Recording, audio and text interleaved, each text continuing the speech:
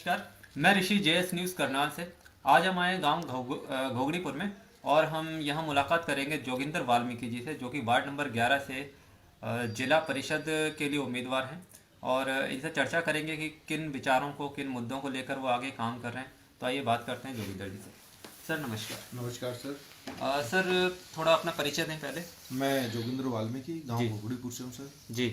और हिंदी विषय से मैं पीएचडी हूँ जी। और एमए फिलोसफी से मेरी एमफिल का इस समय काम चल रहा है। जी।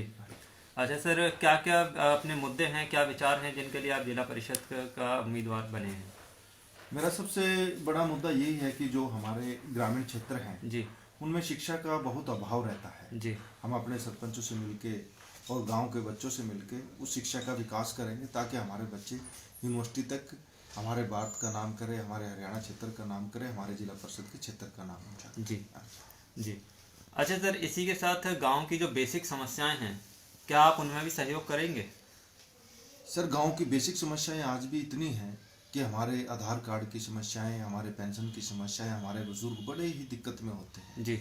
मैं इन कार्य को जानता भी हूँ और मैंने पहले भी लोगों की मदद की है। जी। और मैं आगे भी पूरे दिल से, मन से, मैं जैसे गाँव के सर्वे कर रहा हूँ तो बड़े ड्राउंड पॉवर्टी में लोग जी रहे हैं। बिल्कुल। हाँ, बहुत ऐसे घर मकान हैं, सरकार की स्कीमें हैं, उन तक नहीं जा रही है। जी। हाँ, मैं फुल मदद करूँगा जी। और पूरा कार्य करूँगा। जी। जी।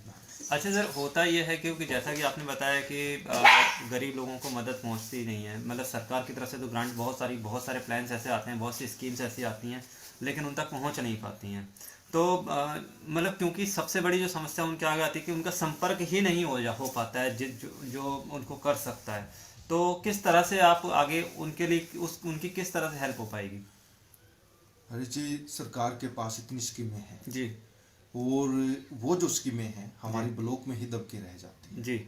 कुछ तो सबसे बड़ा कारण मैं अज्ञानता का ही मानता हूँ उसमें जी। कि हमारे सरपंच कुछ दबाव में काम करते हैं जी। और प्रशासन से इतना तालमेल नहीं कर पाते। जी। ये सारी हमारी जन समस्याएं उपायुक्त महोदय और अतिरिक्त उपायुक्त महोदय के अंतर्गत आती हैं। जी। उनके आदेशानुसार मकान, गलियां, ये सब चीज़ें बनती हैं। जी। जी।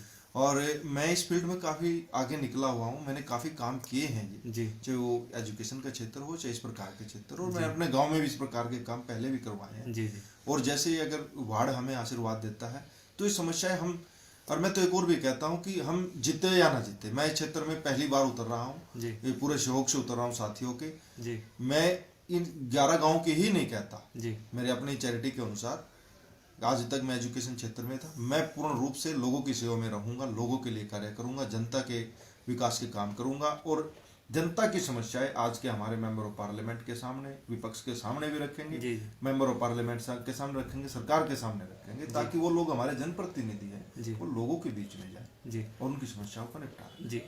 आप सर शिक्षा के क्षेत्र से जुड़े हुए हैं तो युवाओं से आपका संपर्क अच्छा रहता है। बिल्कुल ठीक है।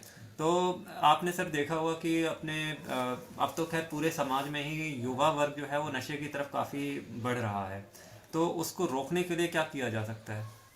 इसमें तो देखो एक सेमिनार सिस्टम ही बनाया जा सकता है जी।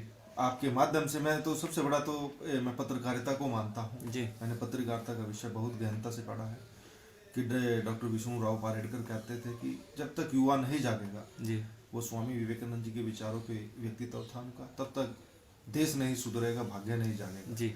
तो मैं तो ये मानता हूँ कि आप लोग इसमें सबसे ज़्यादा सहयोग करें और आपके साथ हम भी किसी न किसी प्रकार के कैंप लगाएंगे, विद्यार्थियों के लिए लगाएंगे, कॉलेजेस में लगाएंगे, कॉलेजेस से उनको एक नई शिक्षा देंगे और जो ये प्रचलन बढ़ता जा रहा है इसको रोकने का पूरा प्रयास करेंगे। जी। आखिर में सर अपनी जो, और इसके अलावा शिक्षा हो गई आपकी अपनी तरफ से और युवाओं के लिए हो गया, इसके अलावा और कौन कौन सी कोई आपकी नज़र में ऐसी कोई समस्याएं हैं जिन पे आप काम करेंगे? बिल्कुल, एक समस्या हमारे पास बहुत बड़ी समस्या है जी कि हमारी जो बेटियां हैं जी, हमारी बेटियां और जो गांव के लोग हैं जी, उनका जो सरकार का कम्बिनेशन है सेंटर का, उनको बहुत कुछ पता नहीं है जी। बहुत कुछ स्कीमें ऐसी आई हुई हैं सरकार के माध्यम से कि जैसे ग्रुप में लोन की व्यवस्था करवाना जी, और एक संस्था के माध्यम से आज जिसको हम स्किल डेवलपमेंट बोलते हैं, उसके माध्यम से 20 और 25 लाख के बीच में हम एक बहुत बढ़िया डिजिटल लाइब्रेरी खोल सकते हैं। जी कोई हम अचार के लिए एक फैक्ट्री का उद्घाटन इन महिलाओं के माध्यम से करवा सकते हैं, कार्य जी करवा सकते हैं। जी भेड़ पालन का काम, बहुत ऐसे कार्य क्षेत्र हैं जी जो केवल महिलाओं के लिए हैं। जी जी और वो महिलाएं को अगर हम जागृत करेंगे तो वो परिवार के लिए बहुत कुछ कर पाएंगे। जी। अब सर आखिर में चैनल के माध्यम से आप अपने क्षेत्रवासियों को, वार्ड वासियों को क्या अपील करना चाहेंगे?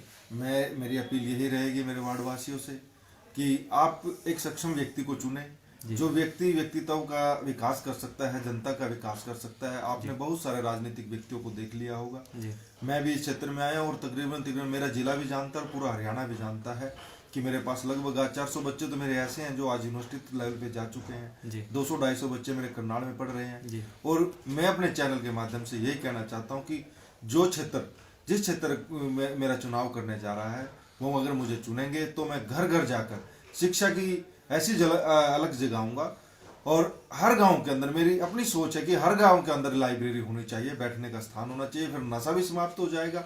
जैसे जैसे हमारा ज्ञान बढ़ेगा, ऐसे ऐसे हमारे सारे के सारे समस्याएं दूर होती चली जाएंगी। जी धन्यवाद सर। Thank you. अभी हमने बात की जोगिंदर जी से और उन्होंने बताया कि एक तो सभी को साथ लेकर चलना चाहते हैं और शिक्षा के क्षेत्र में उन्होंने बहुत अच्छी सोच रखी है और गांव-गांव में, हर गांव में अपने क्षेत्र में और लाइब्रेरी का भी करना चाहते हैं।